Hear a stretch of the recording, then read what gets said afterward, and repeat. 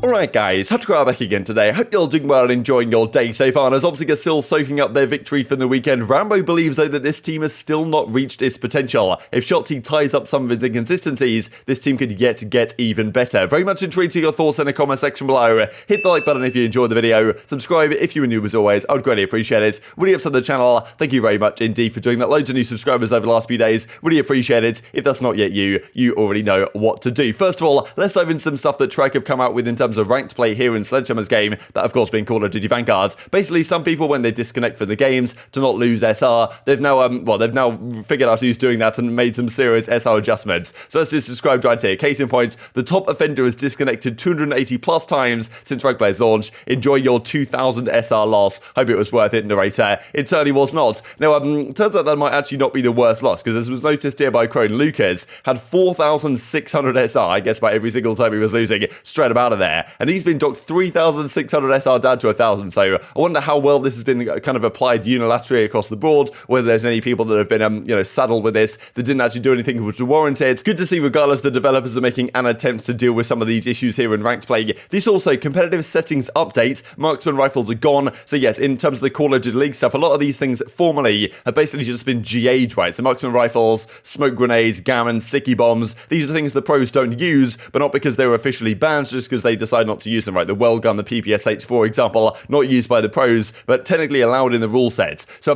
these are now officially gone. They're out of there. Of course, potentially the smoke grenade has been in discussion, right? Because Daniel Sai said in the second community update, they were looking into trying to, have a fix for it, right? To actually mean that the kind of one-way stuff isn't a problem in competitive play. Therefore, they might be able to be brought back, even though we still get snipers, which, I don't really mind those smokes if we have snipers, which we do this year, so it's okay. But I believe they're still monitoring that whole situation. This also from Crone, viewership for the event. Thought this is fantastic. Obviously, the Championship Sunday, look, at the end of the day, FaZe versus OpTic in the Grand Finals, it's always going to do well. Almost 160k peak over the mainstream, and I believe the Call of Duty channel was doing a co-stream as well. There might have been one or two more, but yeah, generally this is pretty impressive. Not just that though, but honestly, the fact that FaZe in London and FaZe versus Toronto both had 100k plus. Yes, OpTic was still to come, so that makes sense. But I'm sure there was a lot of new fans joining into this one this weekend as well. So honestly, great viewership on the whole, especially because this FaZe OpTic series, this it finished up at 3 a.m. in my time, 4 a.m. in mainland Europe. If they just decided to start the days a couple of hours earlier, which they probably could do, and I'm not sure, especially on the weekends, if it would really affect North American audiences that much. If they started the days at 1 p.m. instead of 3 p.m., for example, Eastern time, that probably wouldn't affect US audiences, but it would mean that the Grand Finals finish, and this significant percentage of European fans who probably got off to bed at that point would still be watching as well. So I think on the whole, these are some really positive numbers. Good to see COD back in business, to be honest. Definitely higher than we had for any single major last year. An average viewership as well, significantly in excess of what we saw for last year's Major 1, for example. So, great news on the whole. Of course, when OpTic are good, that obviously helps the viewership statistics and all this type of stuff. But definitely some positive takeaways, I thought, from the weekends. Let's talk about this then real quick, just from Hastro. I thought it was kind of funny, really. Maybe some trash talk going FaZe's way, even though he does follow up with a respectful tweet. But he says, one last thing to mention, I took out Shotzzy more in celebration than FaZe could the entire game. You can see right here, when Hastro comes on stage, Shotzzy just gets dragged to the floor, and Hastro did it again,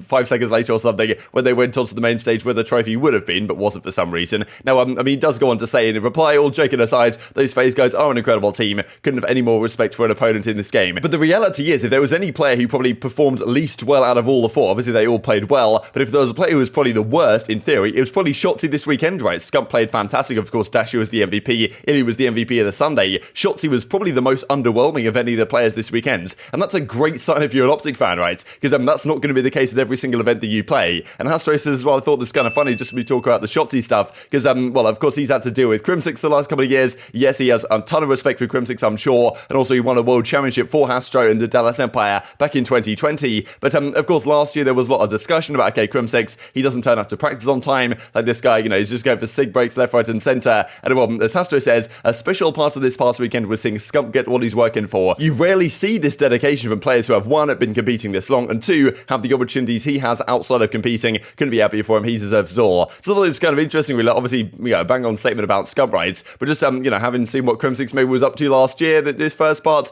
might have some relevance to that, who really knows. Of course, look, they win the entire thing at the end of the day, but could this team still get even better? Because I still feel like they weren't really at the peak of their potential powers this weekend. They played great fundamentally, but and Scump had a phenomenal weekend. So did Dashy, of course, the MVP, I guess, in theory, right? He had a 1.31 KD over the weekend. Illy on the Sunday was out of control, and Shotzzy had some respawns that were pretty underwhelming, right? I think game 1 against London, he was like 15 in 28. There were some maps where he didn't really turn up and didn't drop crazy numbers like you expect from Shotzzy. If he does that in the future, they could well get even better. And Rambo certainly had a few words to say as to exactly why that might be and why he still feels like there's more in the tank for this OpTic team. This also for Maniak I thought was pretty impressive. Just shows really what Rambo has brought to this team. And I feel like it goes to show why this merger was so good from so many angles. Like, not just was the merger good from the kind of Envy perspective that they get to bring on OpTic's fanbase, and from the OpTic perspective that they get the resource that an Envy can provide, but also from the team's perspective, right? Last year, OpTic Chicago, they needed fundamentals, and Dallas Empire lacked slaying. You've combined the two rosters, and you've basically got the perfect measure of both, right? You've got the fundamentals there from Ilian and Shotzzy in a way, and then you've also got the slaying that, that Scump and Dashy bring to the team that Crimsix and Vivid really didn't towards the end of last year. And even as Maniak says, bringing Rambo in as well has obviously been a revelation for them. Maniak, Paige, Roger, and Matty Craig at the Hex quarters, I guess, were talking and laughing loudly. Rambo goes, "Can you guys just shut up for a second?" and continue to yell at the team about something, which just shows like, Rambo carries more respect, I think. Obviously, Sendo understands the game to a great level, but I think Rambo carries some respect and some gravitas within that team when he has some word to say for the roster. You're actually going to listen to what he has to say. I really think you could see this weekend the kind of Rambo mentality was put into this squad. And this is what he had to say on Shotzzy, saying that yes, there's still some inconsistencies in his pacing and his gameplay, that if we iron those out, could get even better. Has Ant low-key been struggling some hardpoints? So here's my take.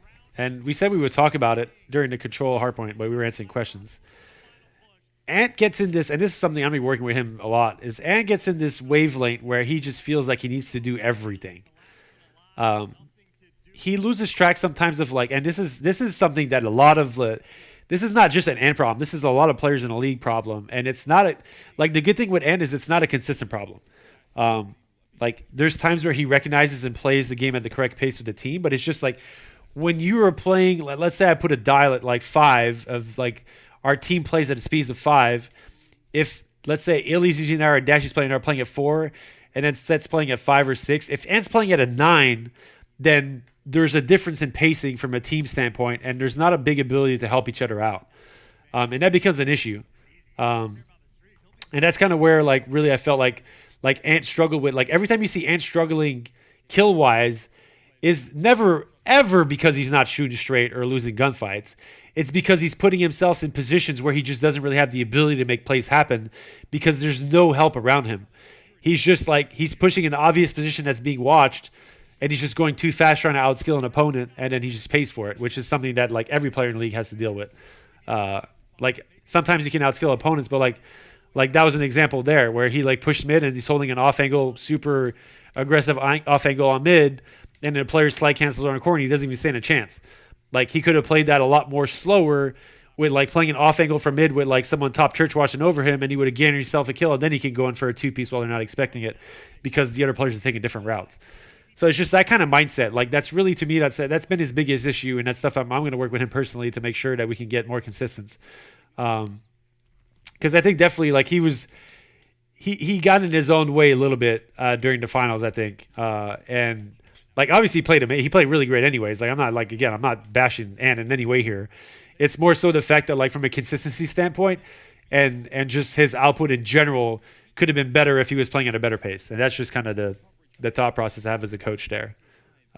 So I had a look at the statistics from this weekend. This is over at breakingpoint.gg, and you can filter by series history, all this type of stuff. So OpTic are actually now on a 7-series win streak, which is pretty impressive because pretty sure that the biggest win streak last year was like maybe 11 or something. FaZe might got 11 or 12, I think probably 11. So still 7 wins in a row is pretty impressive from the OpTic guys. You can filter by Major 1 tournament, and you can see the stats right here. Of course, Scump honestly was probably the biggest overperformer of the weekend. Scump picked up every single bit of slack that Shotzzy, I guess, left behind this weekend. But if you look at the overall stats in terms of hardpoint, search, and also control, Illy has a 1.02, Shotzzy has a 1.03, Dashy with a 1.14, Scump with a 1.16. Scump was out of control, right? Not only does he have the most kills per minute, per 10 minutes, engagements per 10 minutes, also highest on the team, he also has the highest KD. So Scump was out of control. You wouldn't necessarily expect him to perform at this level if Shotzzy, has a better weekend next time around when they play. But still, I thought it was pretty impressive, really. Like, Scump played phenomenally. But also, Shotzzy is only at a 1.03. Most of the league games, he's been at a 1.1, 1.2. You look at the search and destroy as well. Shotzzy has has a 0.82. Yes, I believe he was the bomb carrier this time, so that does, I guess, drag him down a little bit. But he also had a 0.99 in the control alongside Illy, right? So usually Shotzzy's performing at a slightly higher level than this. I guess over the course of the tourney, he has about a 1.0 KD, 0.99, something in that ballpark. Scump obviously much higher. And part of this, I imagine, is down to those pacing issues that Rambo's talking about. Most maps, Shotzzy was pretty good and performing well, but there was some maps where he kind of fell off a cliff, right? The 15 and 28, I believe it was, against London on that Berlin in game 1. There was a few other maps as well where Shotzzy really wasn't quite as impactful as we've seen him before. He definitely had his moments, but it just goes to show we know what Shotzzy's capable of, we know what he will do again, but this tourney he really didn't need to play all that well, and they still won it 5-2 in the grand finals against FaZe relatively convincingly when they got to those last two series, which just shows that if Shotzzy gets even better and they work on these inconsistency problems, that's I think the great thing for the OpTic guys. Like, they seem to have such a great mentality this year, and they're also very keen to recognize where they're making errors and where they're making mistakes and where they can still improve. That's the beautiful thing about playing in a competitive sport or really competitive anything. There's always something you can improve on. You're never perfect, you're never the best. FaZe realized this last year when they had this mentality when they were dominating last year, and I imagine still have it. They're like, yes, we might be winning all these tourneys, but we can still improve, we can still get better. I think if the OpTic guys feel that, and I'm sure they certainly do, then honestly they could well just continue the dominant run they had this tourney. Let's talk about what's coming up very soon then. So Minnesota Rokkr, not only are they hosting Major 2 at the end of March, but they're also hosting an open tournament alongside it. Now, I'm not 100% sure on this, but Pentagram did tweet out of the 96 teams that are going to be attending this open event for the Minnesota side, top 4 from the open make the Pro-Am. So I don't know if that's how they're determining it, like, because I thought my perspective was that it was going to be the best team from each region that made it all the way to the Pro-Am Classic. Maybe it's going to be the best team from each region that attends this event and places the best, or it's just going to be straight up top 4 from this event, like, that gets to go to the Pro-Am, because the Pro-Am's coming relatively soon indeed. This also from Brian Said. He tweeted this out, I believe, and then got deleted. Thanks to a couple of those who pointed this out to me. The Rokkr Major is about to be a movie. Sold out open event, got a casino going on. This arena is apparently what they're going to use for the event. Honestly, really cool venue, I thought. This is a massive theatre, to be honest. Exciting stuff. That's coming up right at the end of the month. This is just the schedule to keep you guys updated, because, well, the mid-season is coming up kind of soon. So on, well, March 31st to April the 3rd, that's when the Rokkr tournament is going to be. Then just after that, there's the mid-season, so effectively a mid-season break for the majority of April. There's like an all-star weekend, and there's a Warzone tourney, and then there's the Pro-Am Classic. So the players get a bit of a break. We're going to see a load of roster moves, I imagine, during this period. Then there's the Pro-Am Classic at the start of May, with the 12 pro teams plus the 4 best amateur teams, maybe determined from this Rokkr Open event or through some other means, and then it goes straight into Major 3 after that and the qualifiers once again. Then, of course, we've got the matches coming up just later this week. Thought I'd share this for you guys real quick, just to kind of get the point across that we've got Call of Duty back on the menu sooner than it will be after future majors, where there'll usually be a week off. But yeah, Friday, March the 11th. So these are all the games this weekend. The final game of the weekend, OpTic only play once, is OpTic versus Los Angeles Thieves. That is not bad. Definitely going to be a difficult time to keep their streak alive. But if they play how they have been this weekend, they probably shouldn't have too much difficulty. But very much intrigued to your thoughts on all this stuff in the comment section below. Hope you guys enjoyed the video. If you did enjoy it, hit on a like button. Tell us in YouTube gods, this is a good video. Others like you should see it as well. And I've got the competitive Call of Duty community. Thank you for watching as always. Take care. And I will see you next time.